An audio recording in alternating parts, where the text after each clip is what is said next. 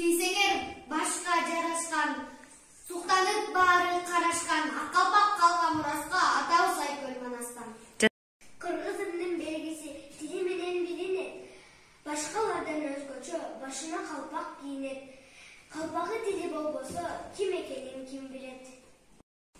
Кызыл куюк калпак кийген жигиттер үйлөнгөнгө жубай издеп жүрүшкөн, айлыбызга келген бойдок жигиттер шун жеңелер калпагынан билишкен. Тегерден ата бабам кийишкен Бийик тутуп кадырлашып жүрүшкөн. Ак калпагым түшпөсүн деп башымдан ак калпагын балдарына беришкен.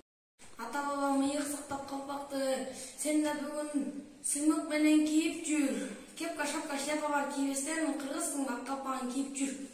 Келип турат таң, кадимки эле кыргыздын калпагы, анда эмесе баарын кулак салып тур,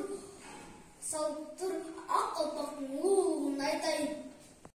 Ак калпактын төбөсүндөгү 4 сызык күндүн символу болуп эсептелет. Калпактагы көптөгөн оюлар бар. Кичинекейде берген ак кызыл кийизден тигишет, улууларга кара күрөң кийизден жасашат. Ак калпагың жокко башка улутта калбаса экен, кийилбестен улутта ак калпагың айым сага дем берет. Кыргыз болсоң калпагыңды унутпа. Алату өлкөм Кыргызстан, ажайып көркөм Кыргызстан, укмуштун бары табылган, уютку чөлкөм Кыргызстан.